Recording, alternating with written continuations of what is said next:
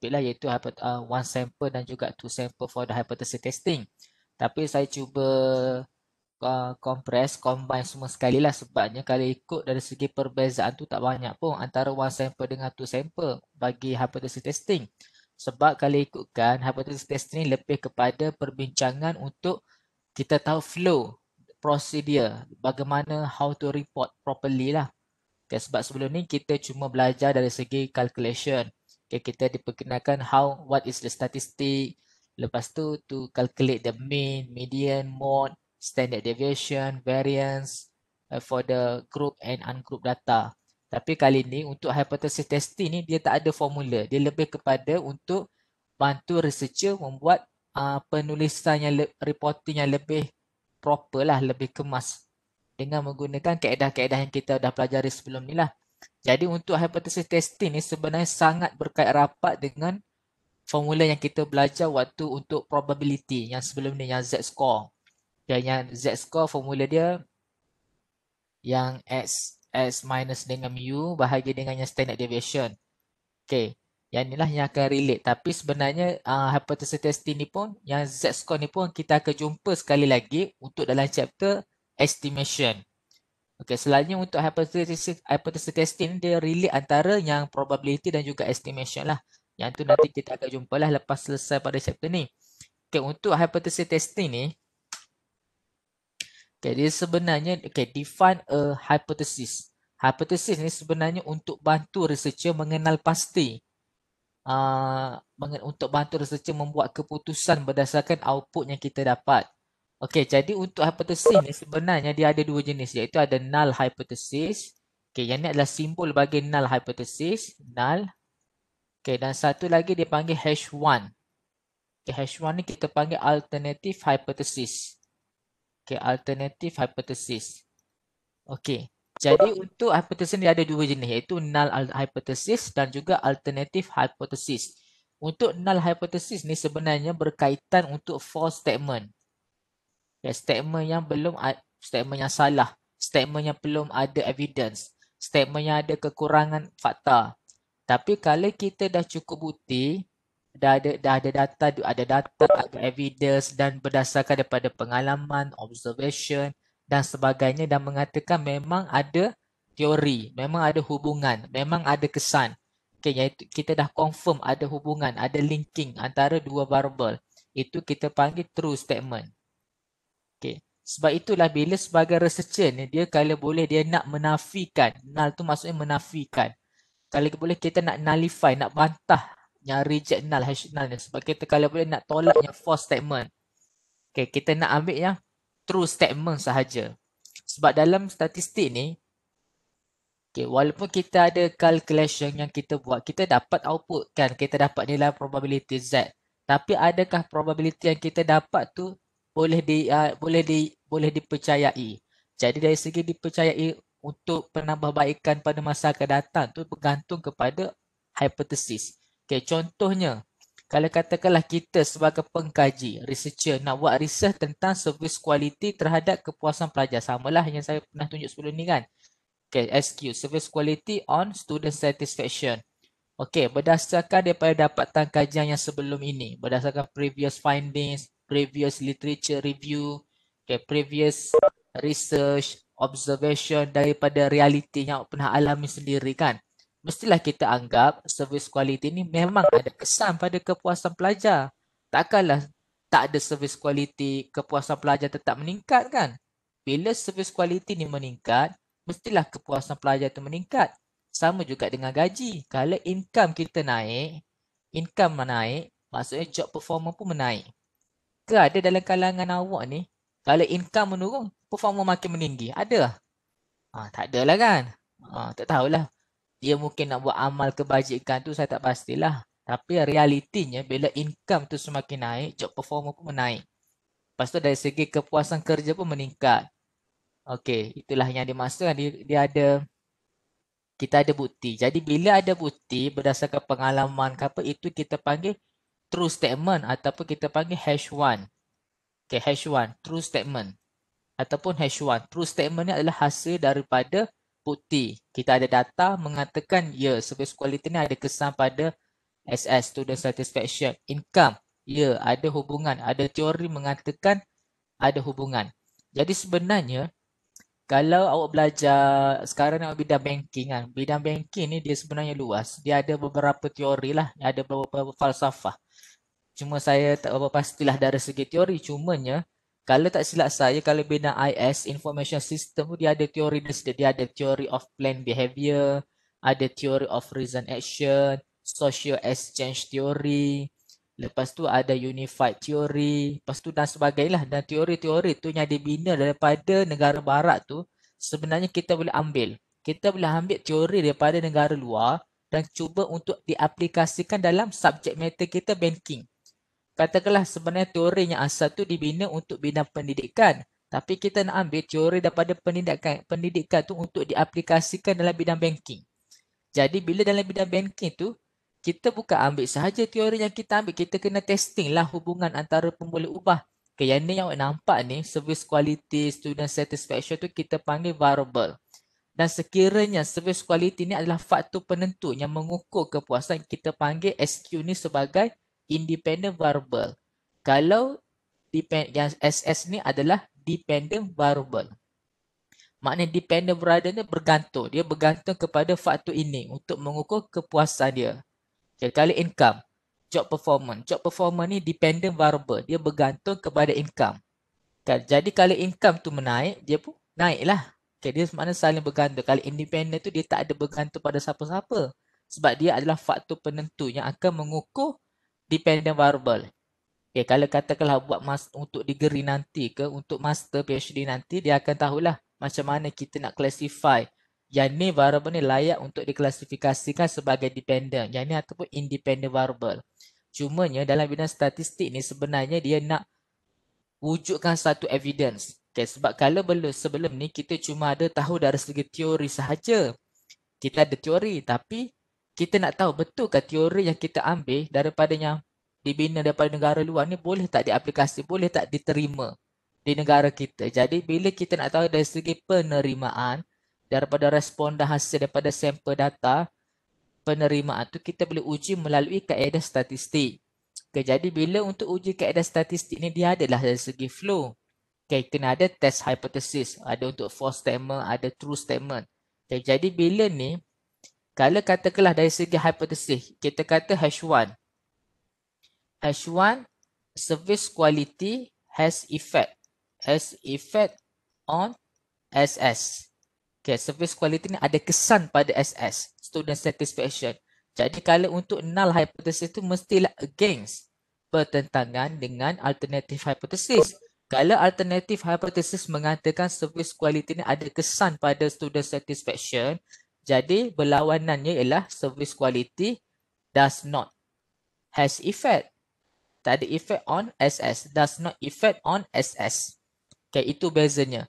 Kalau katalah kita diminta soalan tu ada tanya, okay, is there any significant difference between male and female on service quality? Kita nak tahu adakah ada perbezaan antara lelaki dan perempuan terhadap service quality, kualiti perkhidmatan. Okay, jadi kalau hipotesis dia macam ni lah H1. Okay, H1 mu, male.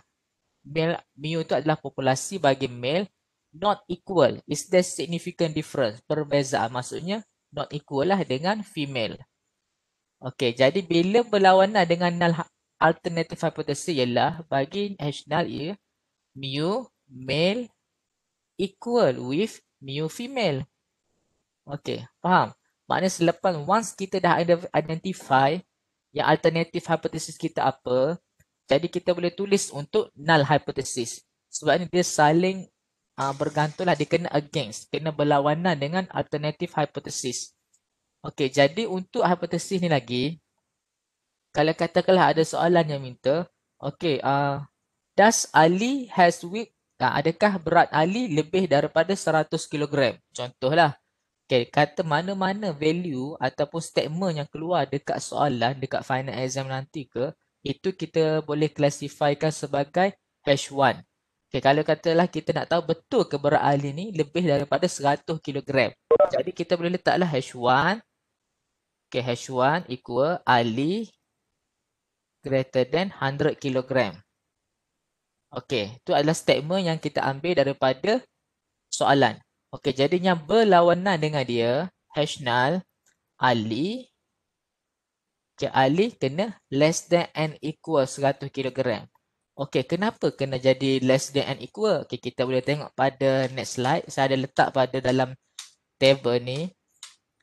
Okey, yang sebenarnya ni. Jadi adalah how to set up a claim as hypothesis. Okey, ini adalah keyword hasil daripada statement lah, daripada soalan. Kalau larger ataupun smaller, kita boleh classifykan ini sebagai hash 1.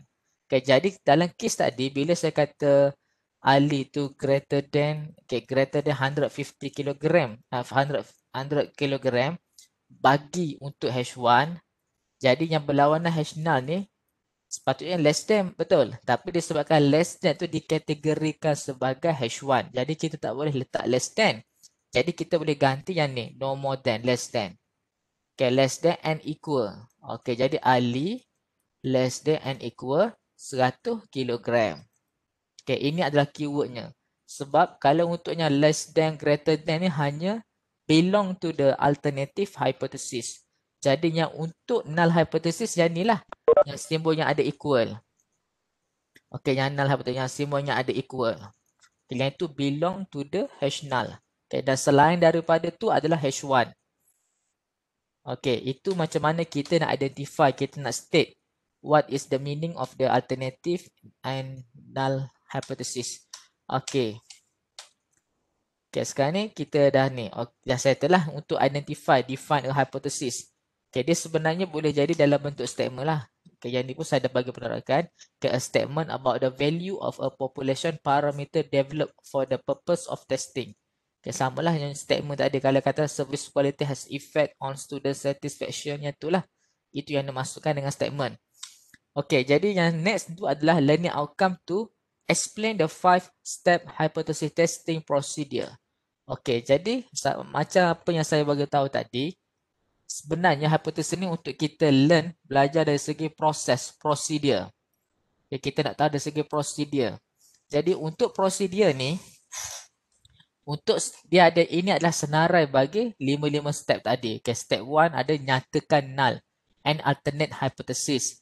Select a level. Step 2, select a level of significant, identify test statistic, formulate decision rule, dan last sekali adalah conclusion.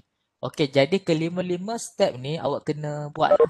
Okey, kalau kena buat. Kalau soalan yang ada minta awak untuk test the hypothesis. Okey, test the hypothesis maksudnya awak kena start bermula dengan step 1 sampailah kepada step 5. Okey, jadi dari segi penulisannya, kalau step 1 awak kena tulislah step 1. Awak kena tulis step 1. Tulis step 1. Lepas tu tulis test hypothesis. Okay, test hypothesis. Okay, untuk step hypothesis apa tulis? Tulislah null. Null ni apa? H1 ni apa? Okay, kalau null tadi kata Ali. Ali berat lebih daripada 100 kilogram. Okay, jadi null hypothesis ni adalah Ali less than and equal 100 kilogram. Okey, dah selesai untuk step 1. Maknanya ini adalah dari segi penulisan lah.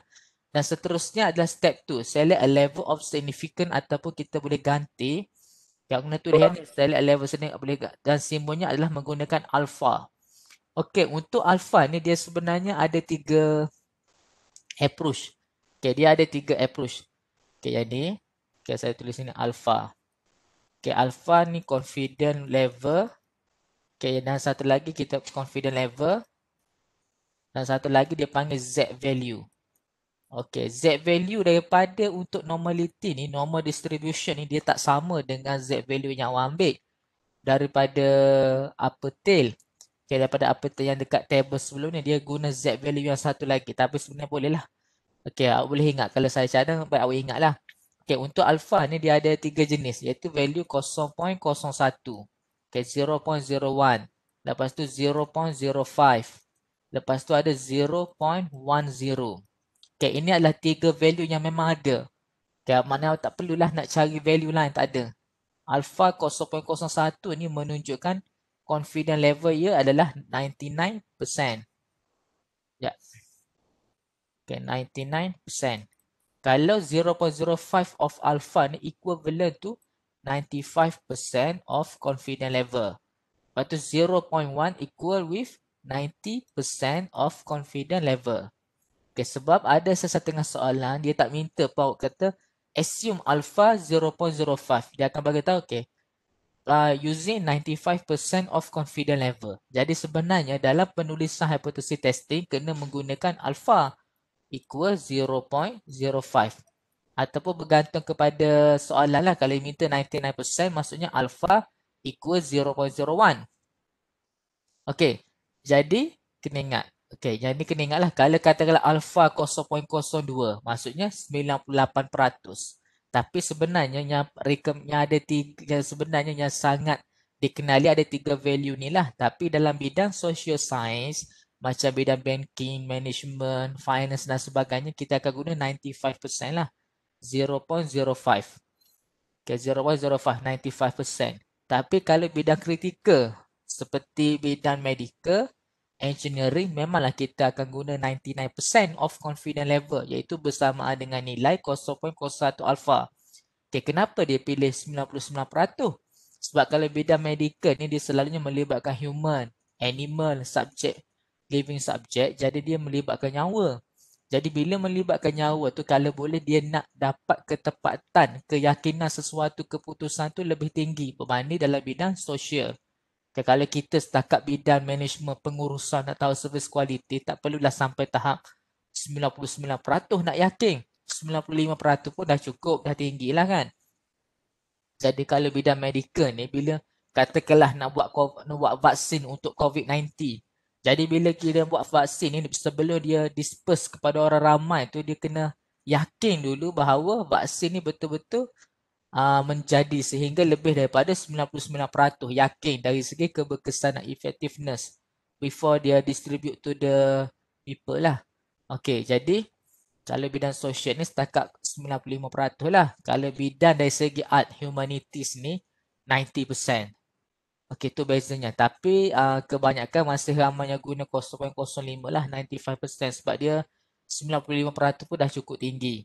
Okey, jadi kalau alpha 0.01, 99% of the confidence level ni sebenarnya bersamaan bagi Z value 2.58. Okey, dia sebenarnya kita boleh ambil maklumat daripada table lah, Z table. Tapi saya cadang tak payahlah sebabnya saya rasa boleh ingat ni. Kan, lagipun exam pun online, open book kan. Jadi boleh ingat je lah. Okay, 0.01 ni kalau untuk Z value tu equal 2.58. Kalau 0.05 of alpha ni bersamaan 1.96 bagi Z test. 1.96. Kalau 1.0 alpha, Z value dia adalah 1.65. Okay. Yang ni kita akan guna untuk step 4 nanti. Kenapa saya tunjuk daripada awal? Sebab nanti kita akan guna. Kita akan guna nilai-nilai ni. Untuk buat perbandingan sama ada signifikan ataupun tak signifikan. Okey, jadi kita dah baru step 2.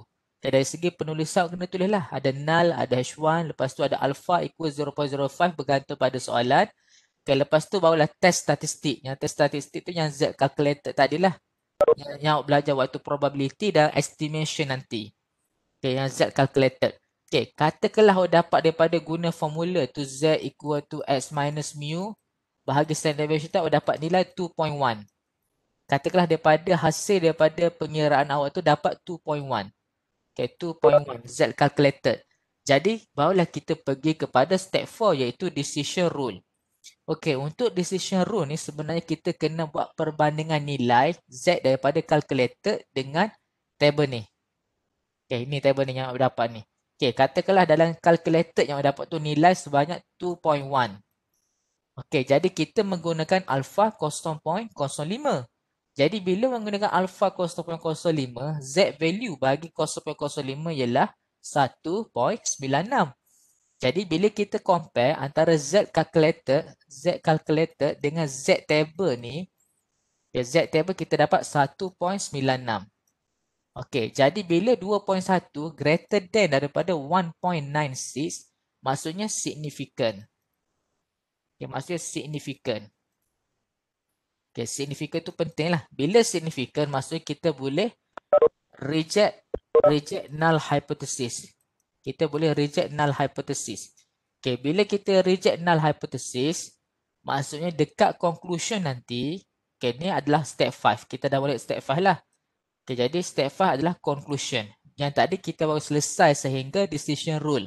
Okay, jadi untuk conclusion nanti, bila dia bergantung kepada decision rule. Okay, decision rule menetapkan significant. Bila significant maksudnya kena reject null hypothesis. Kalau katakanlah dapat nilai kurang daripada 1.96, katakanlah dapat 1.8, less than 1.96, maksudnya not significant, tak significant. Jadi bila tak significant maksudnya fail to reject null. Okay, tapi dalam example yang saya bagi ni 2.1, Z calculated jadi lebih daripada 1.96. Jadi maksudnya significant. Jadi bila greater than maksudnya significant dan reject null hypothesis. Bila reject null hypothesis maksudnya dekat conclusion nanti bagi step 5. Okay, therefore one can conclude that apa? Kita pun kata reject. Maknanya dekat conclusion nanti kita kena cerita balik. Okay, therefore one can conclude that berat Ali memang confirm lebih daripada 100 kg. Okay, itulah tujuan dia. Ya, sebab tujuannya kita nak tahu betul ke Ali ni berat 100 lebih pada 100 kg. Kan pertanyaan soalan. Jadi bila kita dah buat step ni dari segi flow ni, makna kita pun confirm, ya betul Ali berat lebih pada 100 kg. Ya, kalau kita nak buat kajian antara perbezaan lelaki dan perempuan tadi terhadap service quality, betul ke ada perbezaan pendapat dari kalangan lelaki dan perempuan? Jadi kalau kita nak buktikan, kalau setakat cakap kosong saja tak boleh lah. Jadi kita boleh buktikan melalui kaedah statistik. Jadi bila ada melalui kaedah statistik dan kita melalui proses hypothesis testing ni, kadang kita dapati memang ada. Ya, memang ada perbezaan antara lelaki dan perempuan terhadap servis yang disediakan. Itulah tujuan hypothesis testing. Okay, dia tak ada formula. Dia lebih kepada dari segi flow, proses. How we to explain, how do we want to report the result. Okay, boleh faham? Okay, jadi maknanya nanti awak kena tulis satu-satu lah. From step 1, step 2 until the last step. Step 5. Okay, kena tulis satu-satu. Okay, next. Okay, yang ni kita yang boleh baca lah. Okay, sekarang lepas tu ada type 1 error rate and type 2 error rate. Okay, ni adalah beza antara type 1 error rate, type 2 error rate. Okay, yang ni katakanlah daripada reality. Ni adalah fakta. Okay, reality yang berlaku. Okay, yang ni adalah hasil daripada Z calculated. Yang awak dapatlah hasil daripada awak kira. Z calculated yang awak kira. Okay, katakanlah daripada Z calculated tu, lepas awak kata reject null hypothesis. Katakanlah dalam hasil daripada pengiraan awak mengatakan, hasil pengiraan researcher itu berpandangan dikata service quality ni tak memberi kesan kepada student satisfaction. Okay, dia reject null. Bila dia reject null hypothesis dan hakikatnya H null tu adalah betul. Katakanlah H null tu sebenarnya betul. Realiti H null tu betul, tapi kita sebagai pengkaji kita kata tak betul, reject. Maksudnya type 1 error rate tu berlaku. Okay, type 1 error rate tu berlaku tu maknanya kita researcher tu dia menolak hipotesis tu walaupun hakikatnya sebenarnya perkara itu benar-benar berlaku.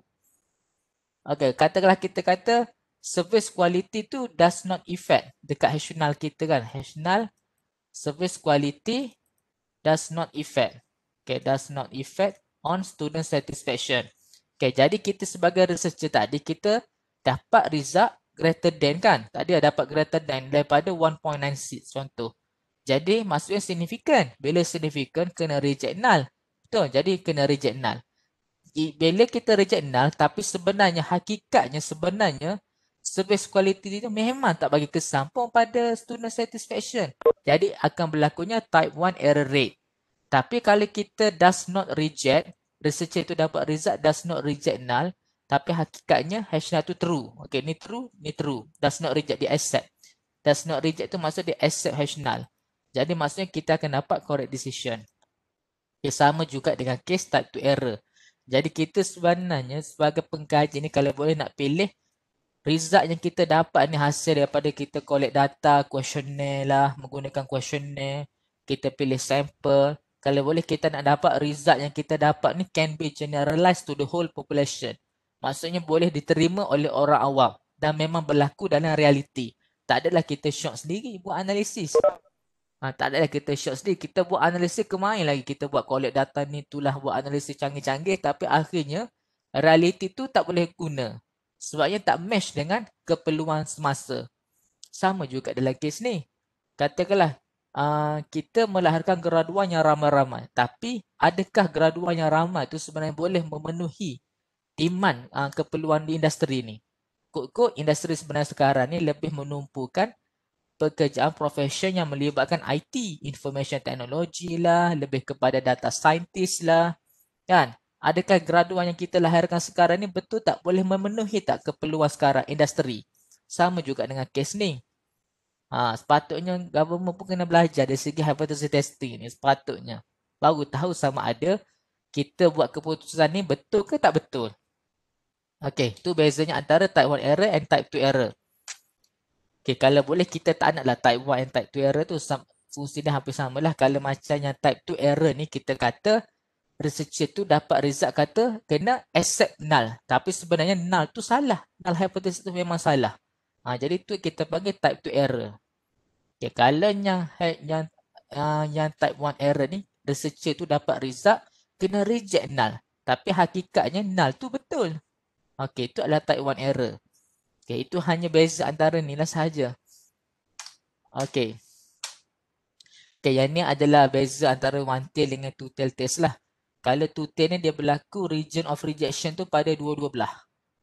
Okey, dia akan bersama dengan simbol equal lah. Contohnya lelaki perempuan tadi kan mu male and mu female. Okay, kita nak tahu is there any significant difference between male and female? Okay, kita nak tahulah. Okay, antara lelaki dan perempuan ada tak perbezaan pendapat? Okay, kalau yang one tail dekat left tail ni lebih kepada less than, simbol less than. Ataupun less than and equal. Okay, yang ni lah. Dia akan berlaku pada satu region sahaja, rejection. One tail pun sama. Cuma kalau yang one tail, yang right tail ni dia akan berlaku kepada right. Pada greater than positive value lah.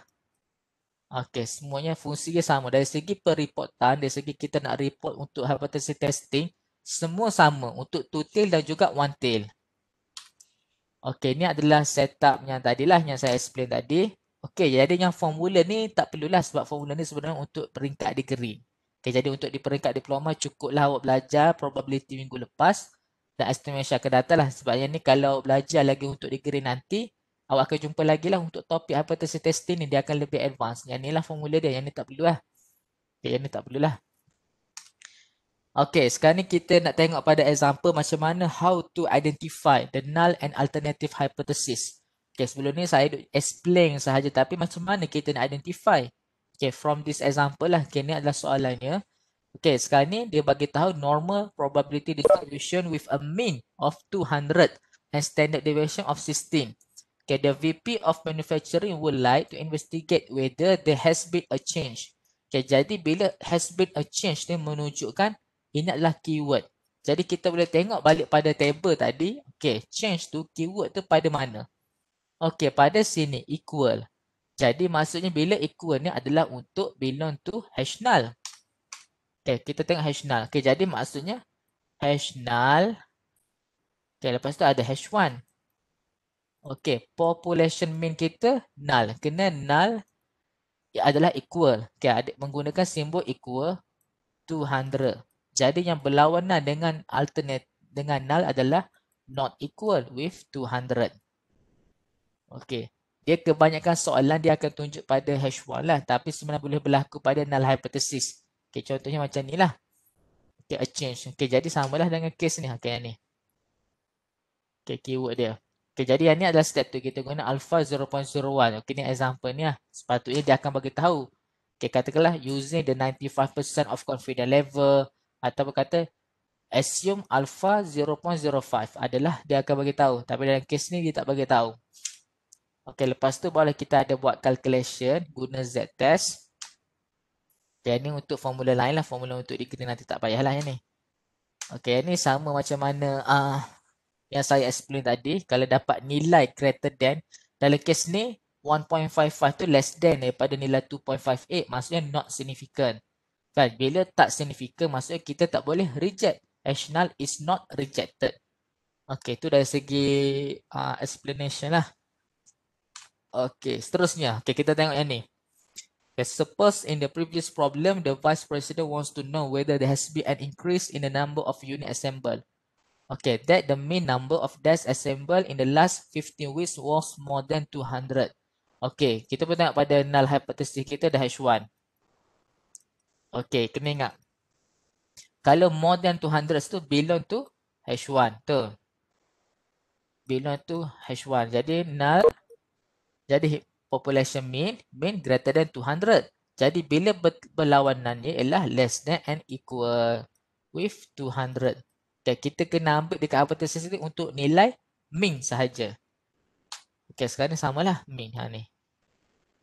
Okay, dan begitulah proses dia. Kita tengok pada step lain pun sama.